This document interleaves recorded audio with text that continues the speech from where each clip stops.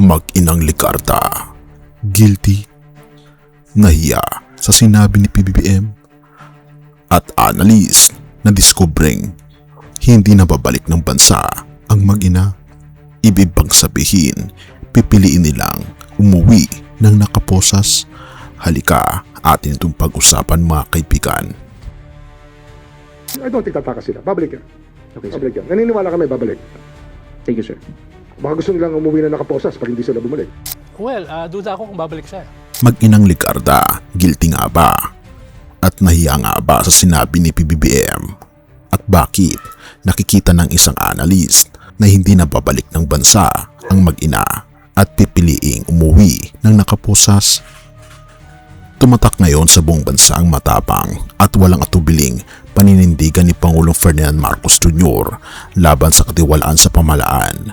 Matatandaan noon sa kanyang State of the Nation address na tahasang pinalpalan ni PBBM ang mga opisyal at individual na nagpapakasasa sa kickbacks, SOPs at for the boys mula sa multi-billion peso flood control projects at ilan pa mga proyekto.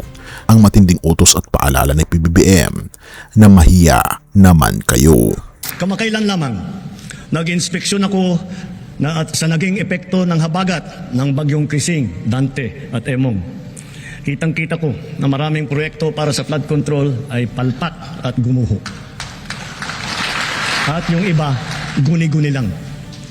Huwag na po tayong magkunwari. Alam naman ng buong madla na nagkakaraket sa mga proyekto. Mga kickback, mga initiative, errata, SOP, for the boys. Kaya sa mga nakikipagsabuatan upang kunin ang pondo ng bayan at nakawin ang kinabukasan ng ating mga mamamayan, mahiya naman kayo sa inyong kapwa Pilipino. Ay hindi pang politika lamang, ito ay nagsilbing babala sa ilalim ng kanyang administrasyon. Sunod-sunod ang ilan sa mga big fish na nakitaan ng ombudsman ng mga anomalya at isa na dito ay si Senator Loren Legarda at ang kanyang anak na si Batangas Representative Leandro Leviste. Well, duda ako kung babalik siya. Yung sabi ni Ombudsman na babalik siya or else igagapo sila pa uwi.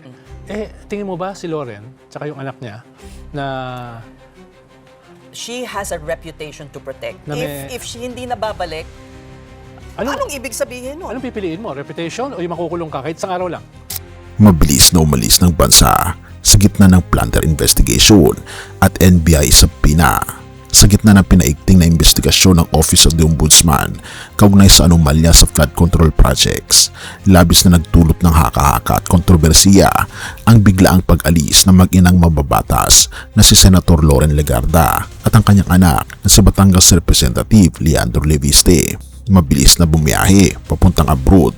Bumiyahe patungong Hong Kong si Representative Leviste noong August 2, eksaktong bago ihain sa kanya ang subpoena mula sa National Bureau of Investigation. Kumpirmado umalis ng bansa sa magkahiwalay na flight sina Senadora Loren Legarda at anak na si Congressman Leandro Leviste. Ayon po yan sa National Bureau of Investigation at Bureau of Immigration. Sabi ni NBI Director Melvin Matibag nitong linggo, lumipat papuntang Hong Kong si Leviste. Sa France naman daw ang magiging dulo ng biyahe ni Legarda.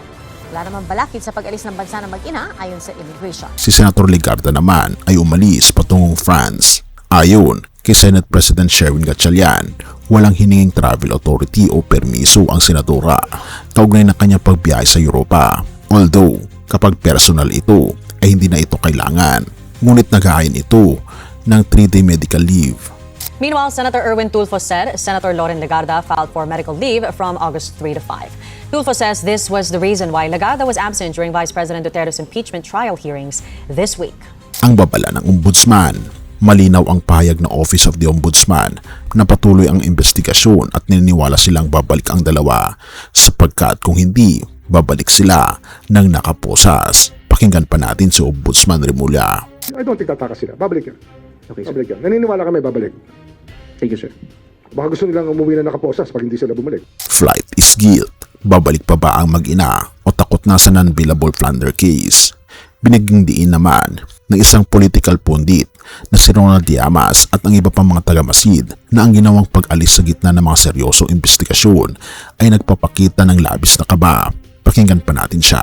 Makita mo, yung isa sa pinaka-powerful sa inyo, si Marcoleta nakulong, si Jinggoy nakulong, di ba? Tapos Si Alan Peter mukhang kakasuhan Okay. din. Kakabahan ka na kahit isang araw, isang linggo lang palang makulong, ninervisin yung mga yan. Ha? So, Dahil never pa sila, may sense of entitlement eh.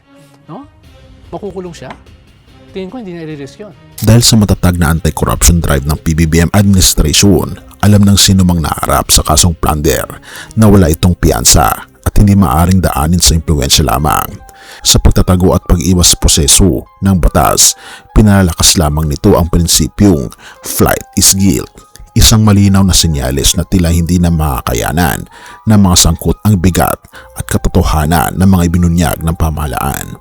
Ang tanong ay, guilty nga ba ang mag-ina? Have mercy, O God. Kahit mahina kasi yung kaso, pagsampa nun sa Sandigan so Bayan, nagkaroon ng misstep si Boying dito. Siguro sana hindi na lang siya nag-presko. mahilig siya mag-press con, no? Mag-announce, di ba? Oo. But you know, flight is guilt eh. Yes, yun yung Flight problema is ni guilt. Loren. Flight is guilt. No? Is she gonna sit out?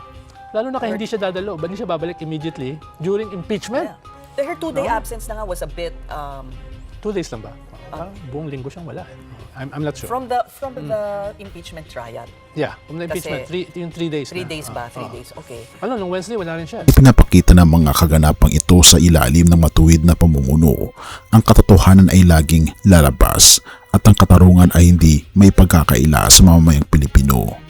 Sinasabi sa Kawikaan 28 verse 1, ang masama ay tumatakbo kahit walang humahabol, ngunit ang matuwid ay matapang na parang leon.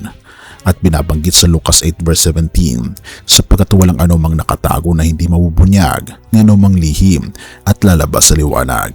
Kaibigan, ipanalangin natin ang ating bansa. At sa kabila ng mga kaguluhang ito, tinatanggap mo ba ang ating Panginoon Hesus na siyang tanging kapayapaan ng ating isipan at puso? Tayo manalangin. Ama naming Diyos na mga pangyarihan sa lahat na nasa langit, salamat po sa inyong patuloy na paggabay at pagprotekta sa aming bayan, ang Pilipinas. Patuloy niyo pong bigyan ng tapang, karunungan at proteksyon si Pangulong Ferdinand Marcos Jr. at ang ating mga institusyon ng katarungan tulad ng Ombudsman at NBI. Naway mangibabaw ang katotohanan at may tuwid ang anumang katiwalian sa aming pamahalaan upang ang kaban ng bayan ay tunay na makinabang ang bawat pamilyang Pilipino. Naway patnubayan niyo po ang mag-inang Legarda. Gayon din po Panginoon ang aming bansa, ang pinuno ng aming bansa. Dahil naniniwala po kami na ginaguide niyo siya sapagkat kayo po ang aming tunay na pinuno. Pinupuri po namin kayo at pinapasalamatan o aming Panginoon Diyos sa inyo pong kabutihan sa amin at patnubayan niyo po kami at patawarin po kami. Tinatanggap po namin ngayon sa aming puso ang aming Panginoon Kristo na siyang aming tunay na kapayapaan at pag-asa at tagapagligtas. Salamat po. In Jesus' name we pray. Amen.